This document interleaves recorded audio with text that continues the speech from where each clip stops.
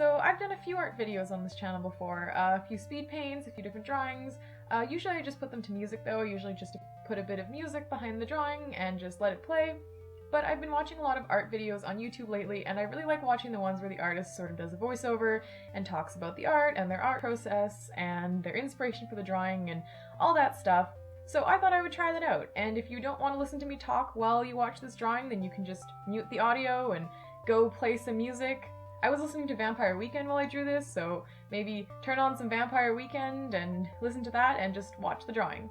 Otherwise, if you want to listen to me talk about this drawing, then here you go, here's me talking about this drawing.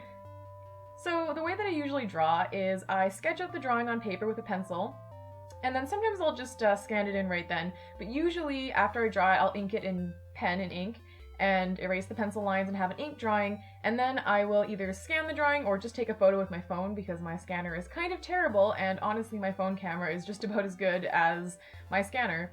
So I'll scan it or take a photo and put it in GIMP because that's the art program I use the most, mostly because it's free and it's basically like Photoshop, but it's free. I've also used Photoshop before, and I used to use Paint Tool Sci like a long time ago, and some other free program that came with my tablet. Don't even remember what it's called, but I mostly use GIMP, and that's what I've been using pretty much consistently for the past few years. So I put it in GIMP, and then I basically put it in black and white, and use a bit of a blur filter and contrast and a few things to sort of clean it up, so instead of it being a picture of an ink drawing, it's just solid black and white lines.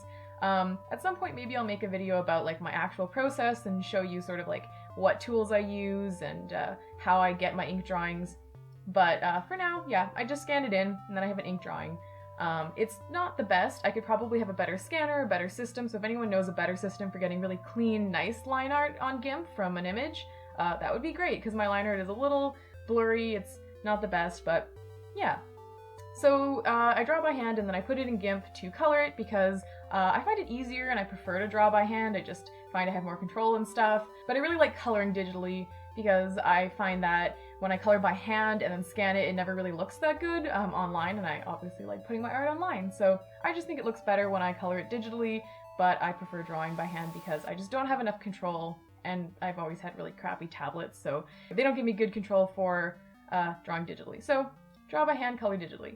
So before in this video you saw me cleaning up the line art, so after I scan it in and stuff, I clean up the line art a little bit. Sometimes I do a lot of cleanup, sometimes I just do a little bit of cleanup. Sometimes I'll just scan in the pencil sketch and completely do the line art digitally, but usually not. Usually I just clean it up a little bit, so things that are a little blurry or look a little bad are all nice and cleaned up, little tweaks and stuff, and then I go into coloring. So basically how I color, I mean I have a few different processes and I don't always color the same way, but the way I'm coloring here and the way I usually color is I just put down a bunch of solid colors all on the same layer. Not the same layer as the line art, another layer, but usually all my flats are on one layer, either underneath the line art or over top of it. Multiply, right now I have it the layer set to multiply and over top of the line art, so the line art shows through.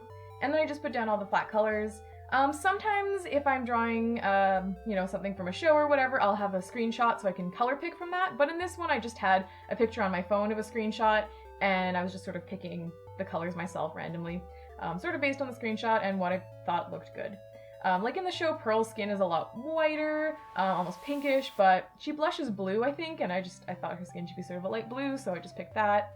And I think the skin color I chose for the Mystery Girl is a little bit darker than it is in the show, but I just thought it was a nice color, so, you know, just picking mostly what was in the show, but what I thought looked good. Yeah, and then you'll see a little bit after this, once I've finished putting down all the flat colors, then I'll put a layer for shading and a layer for extra details and stuff. I'll talk about that when we get to that. So, I'll mention a little bit about Steven Universe right now. If you don't watch Steven Universe, you should watch Steven Universe because it is a fantastic show. It's just so good, and it's also really gay. It's just amazing to actually have a show for kids that has queer characters, and it's just a fact, and that's just so important.